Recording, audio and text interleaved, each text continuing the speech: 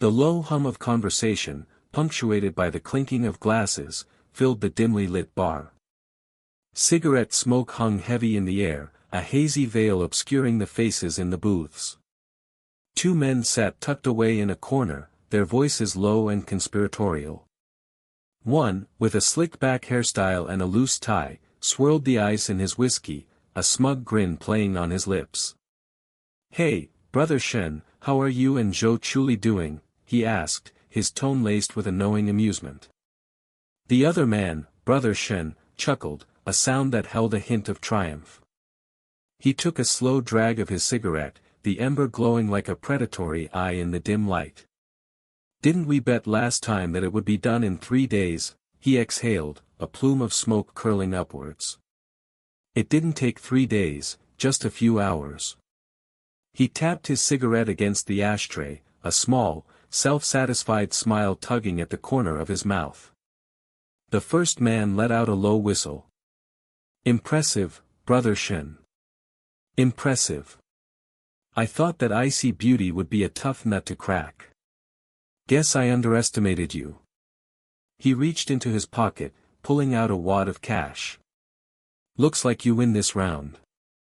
Weeks later, the memory of that conversation lingered in the back of He Nanshu's mind as he watched Zhou Chuli across the dinner table. They were at a business dinner, surrounded by his colleagues and their wives. The air crackled with polite conversation and forced laughter, a stark contrast to the quiet understanding that had begun to develop between him and Zhou Chuli. He observed her, the way she held herself with quiet dignity, her responses measured and intelligent, deflecting the veiled curiosity about their sudden marriage with practiced ease. He had initially approached their union as a purely pragmatic arrangement, a solution to appease his family's incessant pressure to settle down. Yet, in the weeks since their wedding, something had shifted. He found himself increasingly drawn to her quiet strength, the subtle intelligence that flickered in her eyes. Her gaze met his across the table, a fleeting connection that sent a ripple of warmth through him. He saw a flicker of something in her eyes too, a fleeting vulnerability that she quickly masked. "She's good," he thought, admiring her composure. Too good. He knew she was playing a part, just as he was. They were both actors on a stage, performing for an audience that craved scandal and gossip. Their marriage was a carefully constructed facade, a shield against the prying eyes of the world. Yet, beneath the surface, a current of something real was beginning to flow. He excused himself from the table, stepping out onto the balcony for a breath of fresh air. The city lights twinkled below, a vast, impersonal expanse. He lit a cigarette, the familiar burn a small comfort in the growing unease he felt. He wasn't sure what he was feeling, this strange pull towards Zhou Chuli. It was unsettling, disrupting the carefully ordered world he had built for himself. He had always been in control, his life a series of calculated moves and strategic decisions. But Zhou Chuli, she was a variable he hadn't accounted for. He heard the soft click of the balcony door opening and turned to see Zhou Chuli stepping out. She hesitated for a moment, as if unsure whether to join him. "The air is stifling in there," she said, her voice low. "It is," he agreed, offering her a cigarette. She shook her head, declining politely. He took a drag of his own, the smoke swirling around them in the night air. Silence stretched between them, not uncomfortable, but charged with an unspoken tension. "They're talking about us," she said finally, her gaze fixed on the city lights below. He chuckled, a dry, humorless sound. "Let them talk. It's what they do best." "It's not pleasant," she admitted, her voice barely above a whisper. He turned to look at her, studying her profile in the dim light. He saw the tight set of her jaw, the subtle tension in her shoulders. He felt a surge of protectiveness towards her, a feeling that surprised him with its intensity. "Don't let them get to you," he said, his voice softer than he intended. "They're just jealous." She met his gaze, a flicker of surprise in her eyes. "Jealous?" she echoed, a hint of disbelief in her tone. "Of course," he said, a wry smile playing on his lips. "You're beautiful, intelligent, and you married me. What's not to be jealous of?" A faint blush colored her cheeks, and for a moment, the carefully constructed mask she wore slipped, revealing a glimpse of the woman beneath. He found himself captivated by that glimpse, wanting to see more. "They think it's a sham," she said quietly, her gaze dropping to the floor. He exhaled slowly, watching the smoke dissipate into the night air. "Let them think what they want," he said, his voice low and steady. "What matters is what we know." She looked up at him, her eyes searching his. "And what do we know?" she asked, her voice barely audible. He took a step closer, closing the distance between them. He could feel the warmth radiating from her body, could smell the faint scent of her perfume. He leaned in, his voice a low murmur against her ear. "We know that this," he said, his gaze holding hers, "is more than they think it is." He saw a flicker of uncertainty in her eyes, a hint of fear mixed with something else, something that looked a lot like hope. He knew he was playing a dangerous game, pushing the boundaries of their carefully constructed arrangement. But he couldn't stop himself. He wanted to see where this would lead, wanted to explore the uncharted territory that was opening up between them. He straightened, giving her a small, reassuring smile. "Let's go back inside," he said, his voice regaining its usual composure. "The show must go on." He offered her his arm, and she took it, her fingers brushing against his. The contact sent a jolt of electricity through him, a silent acknowledgement of the unspoken tension that simmered between them. As they walked back into the brightly lit room, he knew that things had changed. The lines had blurred, the boundaries shifted. And he wasn't sure if he wanted to go back. The rhythmic tapping of Hinanshu's pen against the polished mahogany desk was the only sound in the otherwise silent office. Sunlight streamed through the floor-to-ceiling windows, painting stripes across the plush carpet, a stark contrast to the storm brewing within him. He hadn't seen Zhou Chuli since their hastily arranged dinner with his parents the previous evening. The charade they were playing, the contented newlyweds, was already beginning to fray his nerves. He'd chosen her for her quiet competence, her ability to blend seamlessly into his world, but even he was surprised by how quickly she'd adapted. Too quickly, perhaps. It was unsettling. A muffled murmur from the outer office sliced through his thoughts. His assistant, Lin Wei, and another employee were gossiping, their voices a low hum barely audible through the thick wooden door. Usually, he'd ignore such trivial chatter, but something, a prickle of unease he couldn't quite explain, made him pause.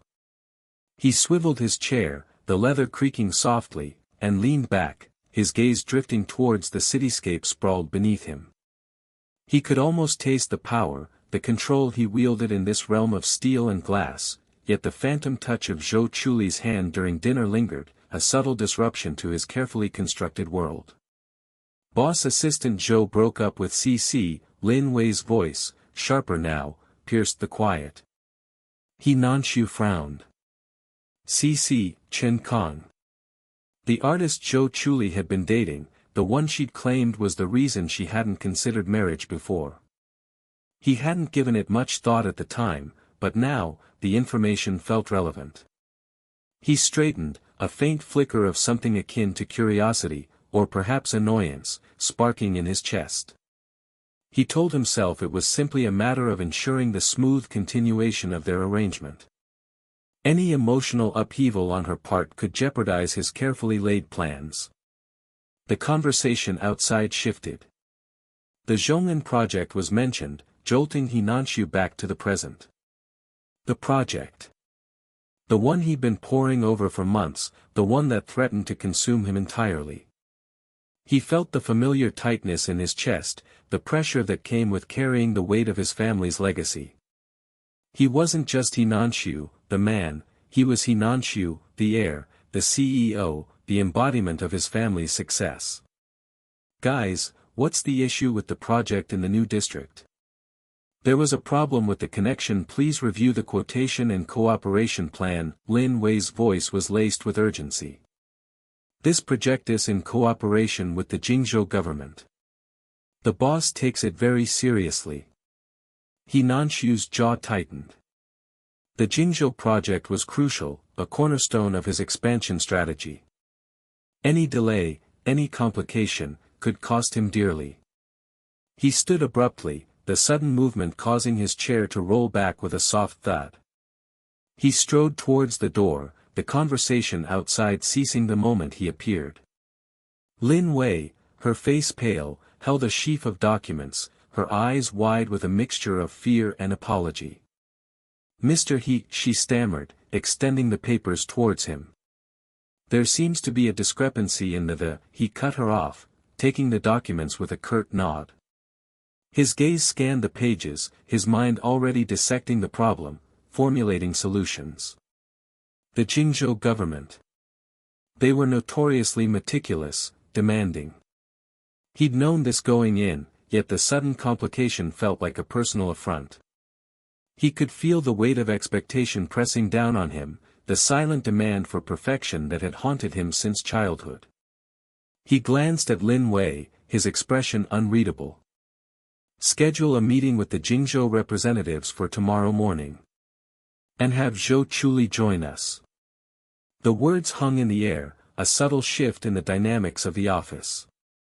Lin Wei's eyes widened slightly, a flicker of surprise crossing her face before she quickly composed herself. "Yes, Mr. He." As she hurried away, He Nanshu turned back towards his office, the documents clutched in his hand. The news of Zhou Chuli's breakup was a fleeting thought, overshadowed by the looming crisis of the Jingzhou project. Yet, somewhere in the recesses of his mind, a seed had been planted. He couldn't deny the strange sense of relief. Perhaps it was simply the knowledge that their arrangement was less complicated now, free of outside entanglements. Or perhaps, he admitted to himself with a flicker of self-deprecation, it was something more. Back in the quiet solitude of his office, He Nanshu sank into his chair, the city lights twinkling below like a scattered handful of diamonds. He rubbed his temples, the constant pressure a dull ache behind his eyes. He needed to focus, to strategize. The Jingzhou project demanded his full attention. Yet, the image of Zhou Chuli, composed and elegant at the dinner table the night before, kept intruding on his thoughts. Her quiet strength, the way she'd handled his parents' probing questions with grace and wit, it had impressed him. More than he cared to admit. He picked up his pen, the smooth metal cool against his skin.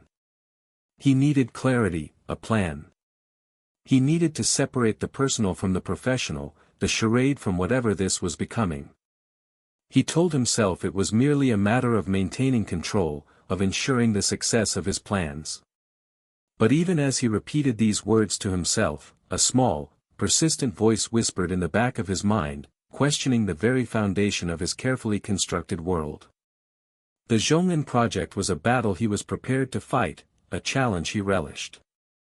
But this unsettling feeling towards Zhou Chuli, this unexpected shift in the dynamics of their arrangement, this was uncharted territory. And for a man accustomed to absolute control, the uncertainty was unsettling. He closed his eyes, taking a deep breath, steeling himself for the challenges ahead. He would handle this, as he always did. With precision, with strategy, with absolute control. He had to. The antique clock in the hall chimed 6 times, a brittle sound that echoed through the opulent, yet strangely sterile, living room. He Nanshu sat stiffly on the edge of a silk-upholstered sofa, the fabric cool against his skin, a stark contrast to the simmering tension in the room. His aunt, a woman whose smile never quite reached her shrewd eyes, held a delicate porcelain cup, the steam curling upwards like a wisp of her disapproval. "Nanshu," she began, her voice laced with the kind of saccharine sweetness that always preceded a difficult conversation, "your mother worries about you. A man of your standing, still unmarried, it doesn't look right." He took a slow breath, the scent of jasmine tea heavy in the air. doing little to soothe the tightening in his chest. It doesn't look right. The mantra of the family. Appearance. Propriety. A gilded cage of expectations. He thought of Zhou Chuli, the quiet strength in her eyes, the subtle curve of her smile when she thought no one was watching. He hadn't told them. Not yet.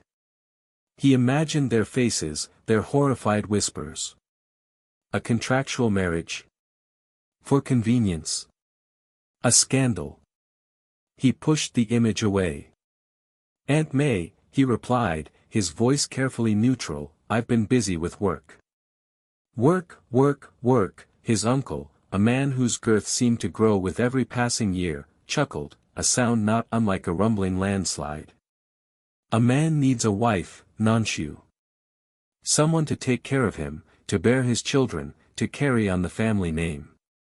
He paused, taking a large gulp of tea, the porcelain cup dwarfed in his hand. The person I'm introducing to you this time has very good conditions, a renowned pianist, educated abroad, he trailed off, glancing at Nanshu's aunt, a silent communication passing between them. Nanshu felt a knot tighten in his stomach. Conditions. Another word for wealth, status, the right family tree. Love, companionship, genuine connection, those were footnotes, at best. He knew what was coming. The carefully worded caveat, the sugar-coated poison pill. Although, his aunt chimed in, her voice smooth as silk, she is 37, divorced, and has a child. The silence hung heavy in the air, broken only by the ticking of the grandfather clock in the corner. 37. Divorced. A child. These were not conditions, but burdens, in their eyes. He saw the calculation in their gazes, the weighing of pros and cons, the unspoken question hanging in the air, would the social standing outweigh the perceived flaws? Nanshu felt a flicker of anger, a spark of rebellion against the suffocating expectations of his family. Zhou Chuli, with her quiet resilience, her unwavering focus on her own goals, suddenly seemed a beacon of refreshing authenticity in this world of manufactured perfection. He thought of her small apartment, devoid of ostentatious displays of wealth, yet filled with the warmth of her personality. He remembered her worn copy of To the Lighthouse, the one she kept by her bedside, a testament to her quiet intellect.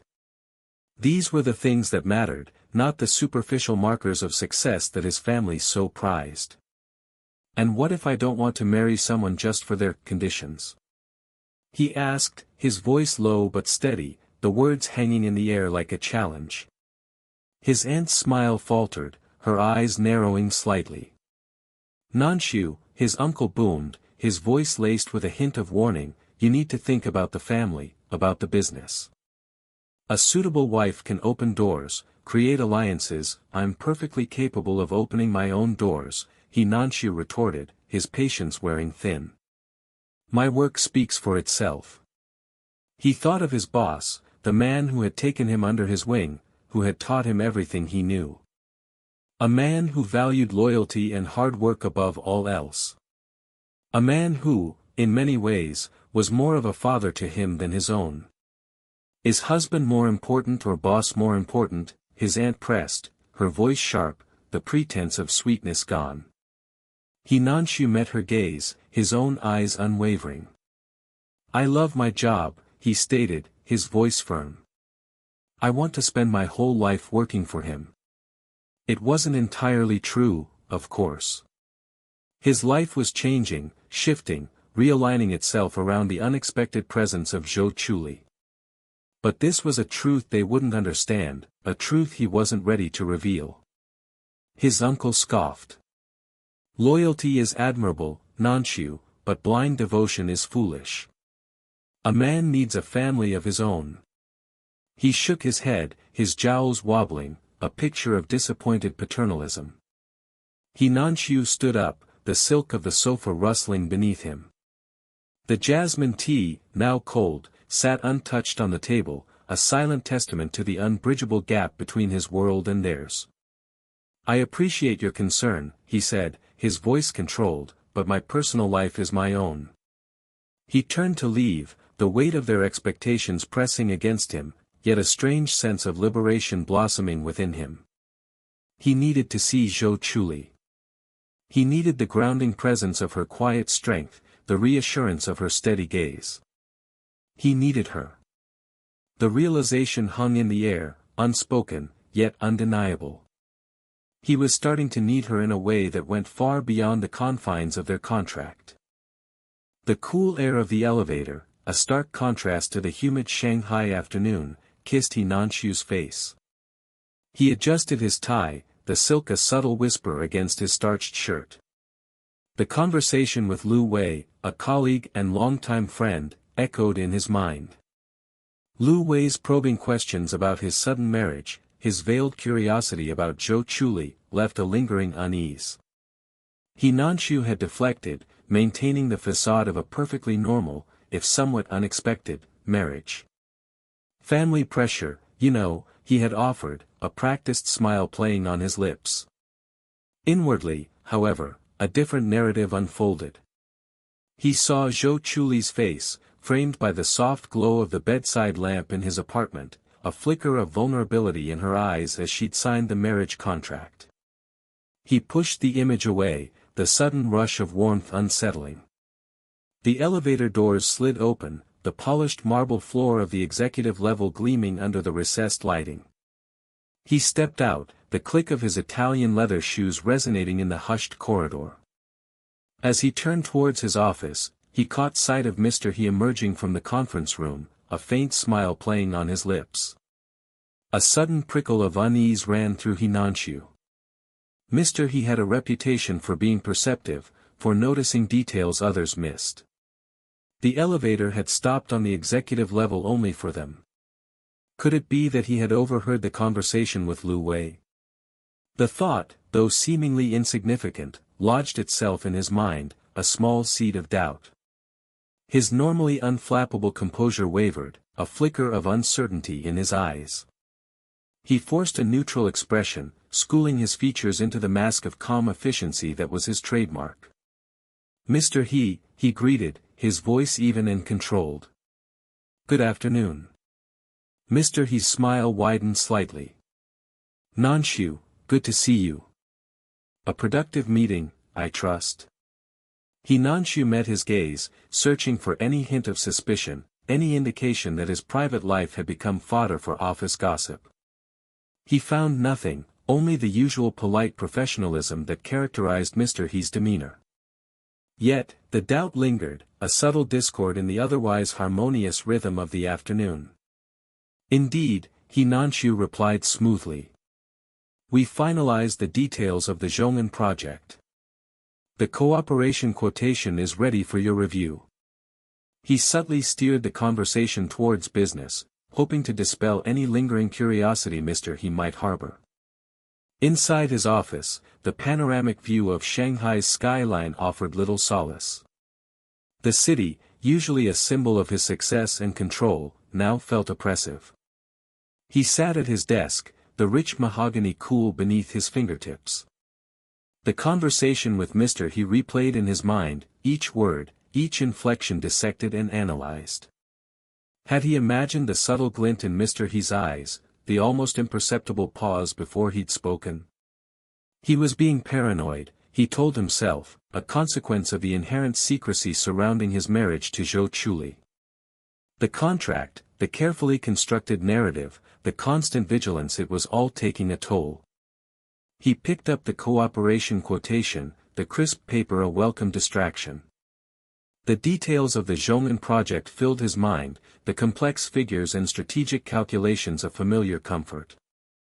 He immersed himself in the work, the familiar routine a balm to his frayed nerves. Yet, even as he focused on the task at hand, a part of his mind remained occupied with Zhou Chuli. He pictured her in her small apartment, meticulously preparing for her next case, the determined set of her jaw, the flicker of intelligence in her eyes. He had initially seen her as a solution to a problem, a convenient arrangement to appease his family. But now, he found himself increasingly drawn to her quiet strength, her understated elegance, the glimpses of vulnerability she inadvertently revealed. The intercom buzzed, pulling him from his thoughts. "Mr. He, Ms. Zhou is here to see you." His assistant's voice was crisp and professional, yet he detected a subtle undertone, a hint of curiosity. He Nanshu closed his eyes briefly, a mixture of anticipation and apprehension swirling within him. He had asked Zhou Chuli to meet him at the office, a calculated move to further solidify the illusion of a normal marriage. He needed to be seen with her, to present a united front to the prying eyes of his colleagues and family. Yet, the prospect of their meeting, of navigating the delicate balance between their public persona and their private reality, filled him with a strange unease. "Send her in," he instructed, his voice betraying none of his inner turmoil. He straightened his tie, adjusting the cufflinks, each movement precise and deliberate. He was Nanshu, the composed and controlled CEO, the man who always had everything under control. He would not let a flicker of doubt, a whisper of suspicion, disrupt the carefully constructed facade of his life. As the door opened, he rose to greet Zhou Chuli, a carefully crafted smile gracing his lips. He watched her enter, her steps measured and graceful, her eyes meeting his with a quiet understanding that transcended words. In that moment, amidst the sterile elegance of his office, a silent acknowledgement passed between them, a recognition of the complexities that bound them together, a shared secret in a world of prying eyes. The game had begun, and they were both playing their parts, each move carefully calculated, each word precisely chosen. Yet, beneath the surface, a different narrative was unfolding, a story of unspoken feelings, of growing intimacy, of a contract that was slowly, inexorably transforming into something more. The mahogany table gleamed under the crystal chandelier, reflecting the tension in the room like a trapped firefly. Nanshu sat stiffly, the weight of his family's expectations pressing down on him like a physical burden. His aunt, her face a mask of disapproval, tapped a perfectly manicured nail against the polished surface. "Nanshu," she began, her voice sharp enough to cut through the expensive silence, "what do you mean? You are almost 30 and still not married. Do you intend to disgrace us all? Do you want the He family to die out?" He could feel the familiar prickle of annoyance rise in his chest. "They act as if my sole purpose is to produce an heir," he thought, his jaw clenching. "As if my business, my life, means nothing without a wife by my side." He forced a neutral expression, years of practice masking the turmoil within. "Aunt, I'm busy." "My work," he began, but she cut him off with a dismissive wave. "Work, work, work. That's all you ever say. A man needs a family, Nanshu. Stability. It's what's best for the business too." He knew she was right, at least about the business. A stable marriage would appease investors, silence the gossipmongers, and solidify his image. But the thought of tying himself to someone, of the endless social obligations and the suffocating expectations, it made his chest tighten.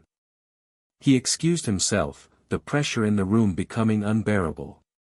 A wife, he thought, the word echoing in his mind as he poured himself a scotch in his study. A solution, not a partner. He thought of Zhou Chuli. He'd met her at a business conference, a sharp, intelligent woman who held her own in a room full of sharks. She was ambitious, driven, and unattached. He'd noticed a quiet strength about her, a sense of self-possession that intrigued him. He picked up his phone, his fingers hovering over her contact. A mutually beneficial arrangement. It could work. The next day, he found himself sitting across from her in a quiet cafe, the aroma of freshly brewed coffee hanging in the air. She looked at him expectantly, her eyes sharp and assessing. "Mr. He," she acknowledged, a hint of curiosity in her voice.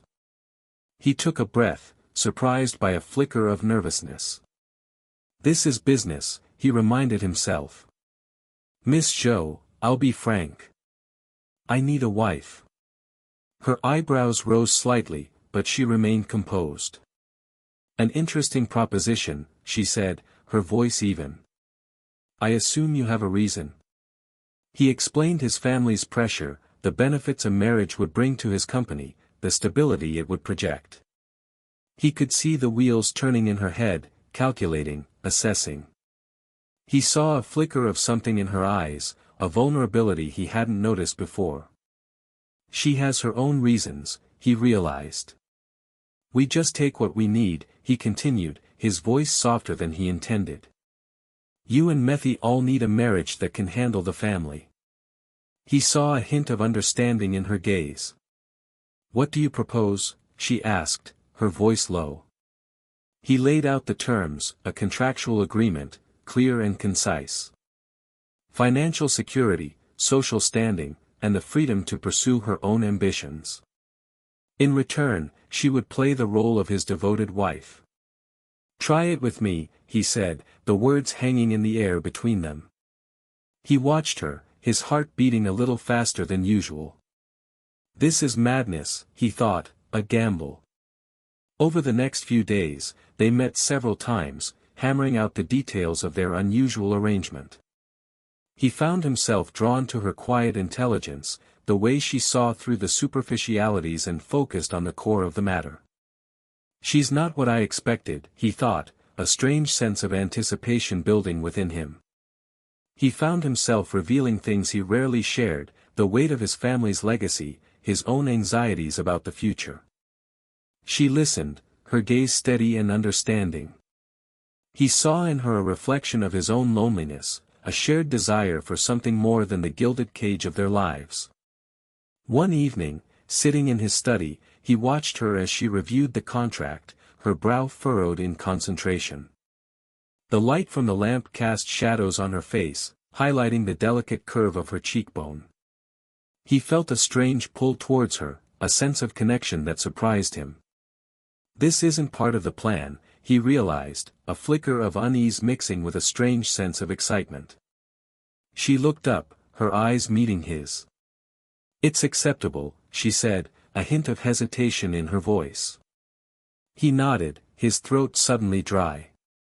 Good, he managed, his voice rough. He reached out, his fingers brushing against hers as he passed her a pen. The contact sent a jolt of electricity through him. This is more than a contract, he thought, the realization settling deep within him. This is something else. As she signed her name, a silent agreement passed between them, a silent acknowledgement of the uncharted territory they were entering. He watched her, his mind racing. He'd entered into this arrangement for practical reasons, for the stability it would bring to his life and his business. But as he looked at Zhou Chuli, at the woman who was now, in name at least, his wife, he felt a shift within him, a subtle but profound change. The carefully constructed walls he built around himself seemed to crack, revealing a glimpse of something he hadn't felt in a long time, hope. Perhaps, he thought, a flicker of a smile playing on his lips, perhaps this madness might just work. He felt a strange mix of anticipation and trepidation, a sense of standing on the precipice of something unknown. He looked at Zhou Chuli, her expression unreadable, and knew that their journey had just begun. The silence of the house settled around Zhou Chuli like a fine silk shawl, both comforting and strangely unsettling. Sunlight, filtered through the sheer curtains, painted the living room in soft hues of gold. She stood by the window, gazing out at the manicured lawn, her reflection a ghost in the glass. He Nanshu's home. Her home, now. The words felt foreign on her tongue, a taste she hadn't yet acquired. This wasn't the cramped apartment she was used to, with its chipped paint and the persistent drip of a leaky faucet. This was opulence. A stark reminder of the chasm that still existed between them, despite the rings on their fingers. He Nanshu entered the room, his presence immediately filling the space, not with sound, but with a subtle shift in the very air. He carried a tray with 2 steaming mugs, the aroma of jasmine tea drifting towards her. He offered her one, his fingers brushing hers for a fleeting moment. The contact, brief as it was, sent a ripple of awareness through her. She quickly looked away, her heart beating a little faster than usual. "You hardly touched your dinner last night," he said, his voice a low rumble that seemed to vibrate in the quiet room. He leaned against the windowsill, a casual elegance in his posture that belied the keen observation in his eyes. "I wasn't very hungry," she replied, her voice even, controlled. Internally, a whirlwind of anxieties swirled. Was he scrutinizing her every move? Was this a test? Every interaction felt laden with unspoken meaning, every gesture a potential minefield. "You worked overtime late last night," he continued, his gaze steady on her. "Go to your room and take a nap." A flicker of something akin to concern crossed his features, quickly masked by his usual impassive expression. Her first instinct was to refuse. To maintain the illusion of professional distance, of indifference. But the exhaustion gnawing at her edges was undeniable. "Thank you, Mr. He," she murmured, her voice betraying a hint of weariness. The formality felt stiff, unnatural, even to her own ears. He raised an eyebrow, a subtle amusement playing on his lips. "Mr. He." The gentle reprimand, so softly delivered, sent a flush creeping up her neck. She looked away, a strange mix of annoyance and something else fluttering in her chest. She couldn't quite name it. It was unsettling, this shift in their dynamic. "Tool go rest then," she stammered, turning to leave the room. She felt his gaze on her back as she walked away, a weight that both burdened and strangely comforted her. Later, as she lay in the unfamiliar softness of the bed, the scent of fresh linen filling her senses, Zhou Chuli's thoughts drifted back to Hinanshu. His quiet attentiveness, the subtle concern in his eyes, it was a stark contrast to the aloof businessman she had initially encountered. This marriage, a carefully constructed facade, was beginning to develop cracks, revealing glimpses of something real. Something that both frightened and intrigued her. The sound of a soft knock on the door startled her. "Lunch is ready," Hinanshu's voice called from the hallway. She took a deep breath, composing herself before opening the door. He stood there, his expression unreadable, holding a tray laden with food. The aroma made her stomach rumble, a betrayal of her earlier feigned indifference. He gestured for her to sit at the small table in the room, a silent invitation that felt surprisingly intimate. As they ate, a comfortable silence settled between them, punctuated only by the clinking of silverware. It was a domestic scene, utterly ordinary, yet for Zhou Chuli, it felt extraordinary. It was a glimpse into a life she had never imagined for herself. "Mr. He," she began, then hesitated, the words catching in her throat. She wanted to thank him, to acknowledge the subtle shift in his behavior, but the words wouldn't come. He looked up, his eyes meeting hers. "Yes. She took a deep breath, trying to articulate the tangled web of thoughts and emotions swirling within her. "I think I still treat you as my boss," she confessed, the words tumbling out in a rush. "It's my problem I'm not used to his."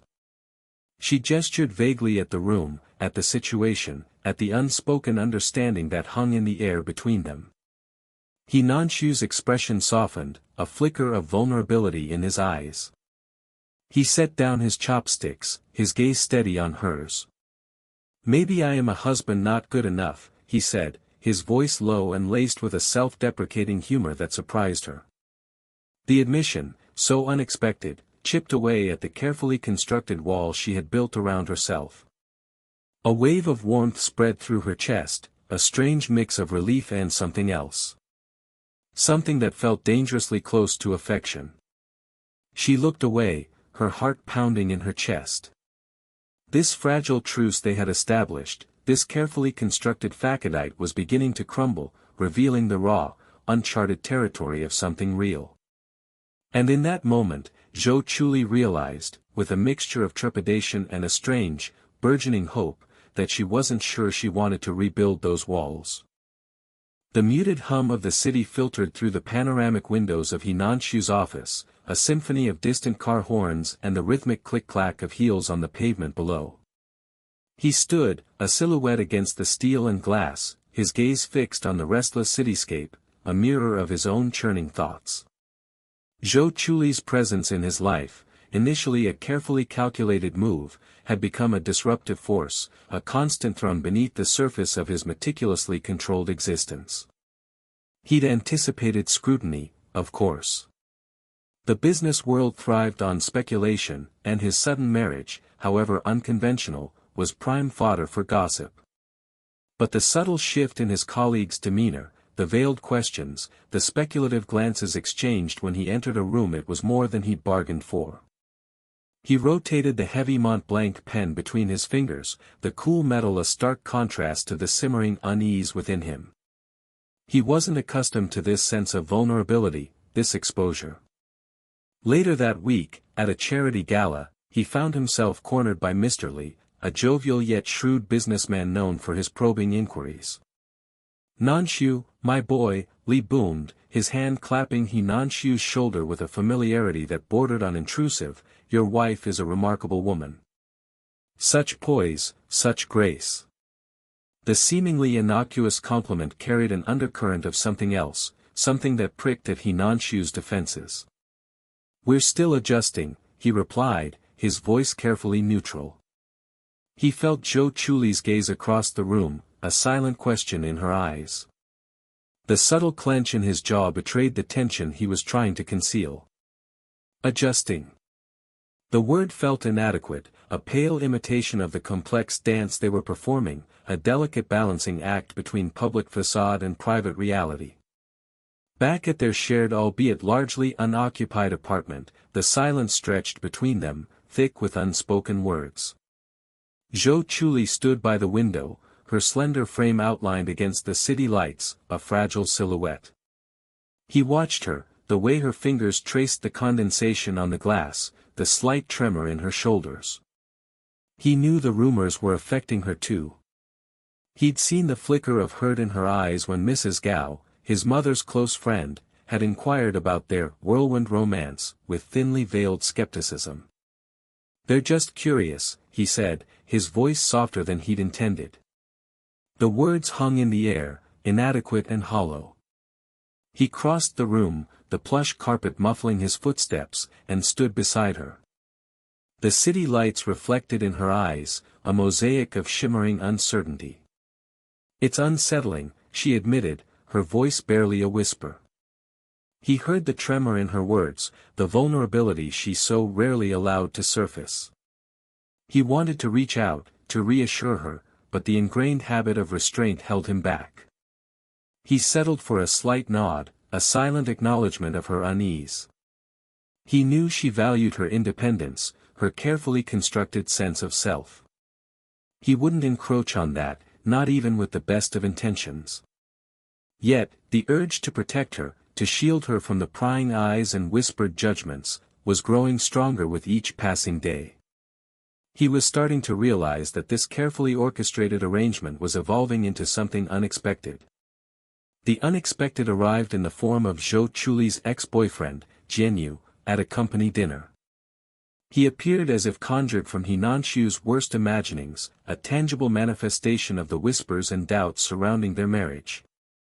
Jianyu, with his easy charm and knowing smile, approached their table, his gaze lingering on Zhou Chuli. The casual greeting, the seemingly harmless inquiries about her well-being, carried a subtle undercurrent of possessiveness that grated on Hinanshu's nerves.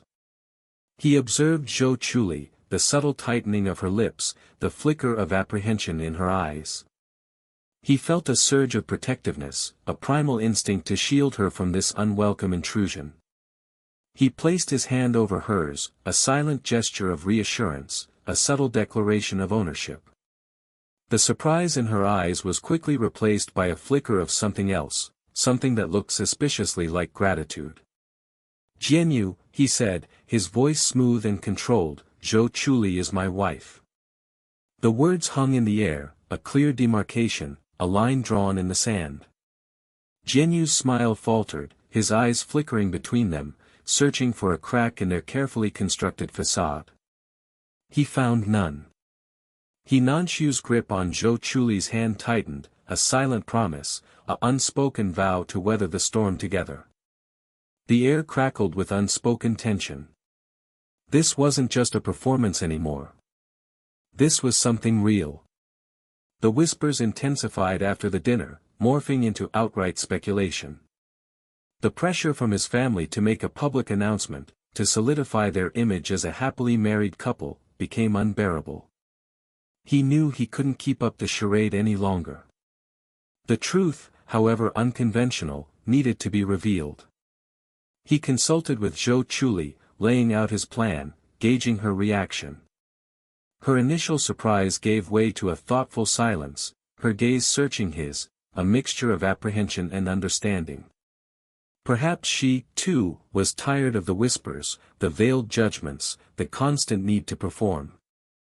The announcement came at his grandfather's birthday celebration, a grand affair attended by family, friends, and business associates. He stood beside Zhou Chuli, her hand resting lightly in his, her presence a source of unexpected strength.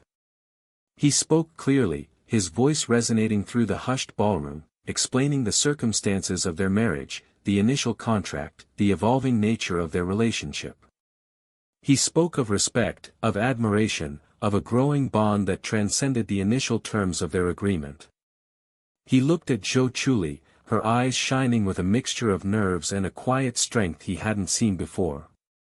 In that moment, surrounded by curious stares and whispered judgments, he felt a profound sense of connection to her, a shared vulnerability, a silent understanding that transcended the carefully constructed narrative they'd presented to the world. The initial shock of the revelation rippled through the room, followed by a wave of murmurs. He'd anticipated disapproval, perhaps even outrage. But as he looked at Zhou Chuli, her hand firmly clasped in his, he knew they could face anything, together. This was no longer a contract, a strategic alliance. This was the beginning of something real, something messy, something terrifyingly, exhilaratingly unknown. The soft glow of the setting sun painted the living room in hues of amber and rose, the expensive furniture gleaming quietly under its touch. Nanshu watched Zhou Chuli from across the room. She sat poised on the edge of a plush sofa, a delicate porcelain teacup cradled in her hands, the picture of serene composure. Yet, he could sense the subtle tension in her shoulders, the slight tremor in her fingers. He knew this meeting, this introduction to his family, was a precipice for her. For him too, in a way he hadn't anticipated. His initial plan, a calculated move to appease his family, had evolved into something unsettling. The contract, the facade, felt increasingly flimsy against the strange, nascent connection growing between them. His mother, ever the astute observer, broke the silence, her voice laced with a gentle warmth that belied her formidable reputation. "Chuli, my dear, tell me about your childhood." Nanshu saw Zhou Chuli's fingers tighten around the teacup. He knew, from their fragmented late-night conversations, that her past held shadows. "It was ordinary," Zhou Chuli began, her voice carefully neutral. Nanshu saw the flicker of something unsaid in her eyes, a fleeting vulnerability that she quickly masked. He felt a sudden, unexpected urge to protect her, to shield her from the probing gazes of his family. It was a feeling entirely foreign to the carefully constructed walls he had built around himself. "Ordinary can be a blessing," his aunt chimed in, her tone laced with a hint of wistful nostalgia. Zhou Chuli offered a polite smile, but Nanshu saw the tightening of her jaw, the almost imperceptible flinch in her posture. "My mother, she was a seamstress," Zhou Chuli continued, her voice barely a whisper. The room fell silent. Nanshu saw his sister exchange a curious glance with her husband. He knew they were expecting tales of privilege, of a background that matched his own. He clenched his jaw, an inexplicable anger rising within him. Why should her past, her struggles, be subject to their silent judgment? "She taught me the value of hard work," Zhou Chuli said, her voice regaining a measure of firmness. And the beauty in creating something from nothing. Himanshu watched her, captivated by the quiet strength that emanated from her. He realized, with a sudden jolt of clarity, that this strength, this resilience, was what had drawn him to her in the first place. The conversation flowed, cautiously at first, then with increasing ease. Zhou Chuli spoke of her early ambitions, her struggles to make a name for herself in a world that often felt stacked against her. Himanshu listened intently, piecing together the fragments he had already gleaned, creating a more complete picture of the woman he had married. He saw the pain hidden beneath her composed demeanor, the scars of past hurts that had shaped her into the woman she was today. He felt a pang of empathy, a connection that went beyond the terms of their contract. Later, as the family gathered for dinner, the atmosphere had shifted. The initial scrutiny had given way to a tentative acceptance. His mother, ever the pragmatist, engaged Zhou Chuli in conversations about business, recognizing the sharp intellect and strategic mind behind her quiet facade. His sister, initially skeptical, warmed to Zhou Chuli's quiet humor and genuine warmth. As the evening drew to a close, Himanshu found himself alone with Zhou Chuli in his study. The silence hung heavy between them, charged with unspoken emotions. He poured her a glass of brandy, his hand brushing against hers. He felt the familiar jolt of awareness, the unsettling flutter in his chest that he had been trying to ignore. "Thank you," she murmured, her voice barely audible. He saw the fatigue etched on her face, the subtle vulnerability that she had carefully concealed throughout the evening. He leaned against the mahogany desk, watching her as she sipped the brandy. The soft light from the desk lamp cast shadows across her face, highlighting the delicate curve of her cheekbone, the faint lines around her eyes. He wanted to reach out, to touch her, to reassure her. He wasn't sure what he wanted. "It wasn't so bad, was it?" he asked, his voice rougher than he intended. She looked up, her eyes searching his. "It was harder than I expected." She paused, then added, her voice barely above a whisper, "But you made it easier." He felt a strange tightening in his chest, a mixture of relief and something else, something he couldn't quite name. He pushed away from the desk, crossing the room to stand before her. He reached out, his fingers brushing against her cheek. Her skin was soft, warm beneath his touch. "Why?" he asked, the word barely escaping his lips. Why had she agreed to this charade? Why had she endured the scrutiny, the veiled judgments? Why had she, despite everything, shown him glimpses of vulnerability, of trust? She closed her eyes, a single tear tracing a path down her cheek. "Because," she began, her voice choked with emotion. "Because somewhere along the way, this pretense started to feel real." He felt his breath catch in his throat. He had known, on some level, that his feelings were shifting, that the lines between pretense and reality were blurring. But hearing her say it, hearing her admit to the same unspoken truth, sent a shockwave through him. He cupped her face in his hands, his thumbs gently wiping away her tears. He looked into her eyes, searching for answers, for reassurance, for something he couldn't quite define. "Real?" he echoed, his voice husky with emotion. He leaned closer, his breath ghosting across her lips. She nodded, her eyes shimmering with unshed tears. "Real," she whispered. And in that moment, surrounded by the quiet elegance of his study, the weight of their deception, the carefully constructed walls he had built around himself, began to crumble. He saw a future he hadn't planned for, a future that both terrified and exhilarated him. A future with her. The soft click of the door closing echoed in the spacious office, a sound that normally signified the end of another workday.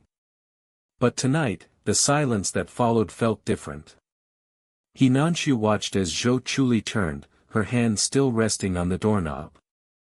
The city lights painted her silhouette with a soft glow, making her seem almost ethereal. He had grown accustomed to her presence in his life, a quiet constant in the whirlwind of business deals and social obligations.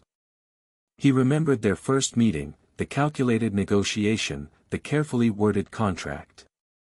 Had he truly believed then that it would remain purely transactional? He scoffed inwardly. He knew better than anyone the power of unforeseen variables, the unpredictable currents that shifted the course of even the most meticulously planned ventures. Zhou Chuli hesitated, her back still towards him. Her mind raced, replaying the conversation they just had, dissecting each word, each inflection. His confession, his vulnerability, it was unexpected, unsettling. She had built walls around herself, brick by brick, protecting her heart from the uncertainties of life. But his words, spoken with such quiet intensity, chipped away at those defenses. Was it fear she felt, or something else entirely? A tremor of anticipation, perhaps, a flicker of hope in the shadowed corners of her heart. She took a deep breath, the cool night air filling her lungs, a small act of defiance against the tightening in her chest. "I want to try with you," he had said, his voice a low rumble that seemed to vibrate through the very floor beneath her feet. The words hung in the air between them, charged with an unspoken meaning that transcended the confines of their contractual agreement. He Nanshu, the pragmatic businessman, the man who calculated every move, was offering her something far more valuable than financial security or social standing.